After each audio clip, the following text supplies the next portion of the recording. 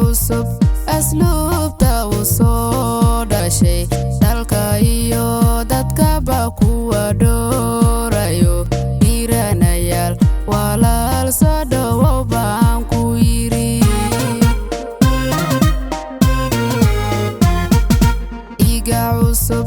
asluubta u soo dhashay dalka iyo dadkaba kuwa dhoorayo dhiiranayaal walaal soo dhowow baan ku yiri dhuuxa iyo naftaba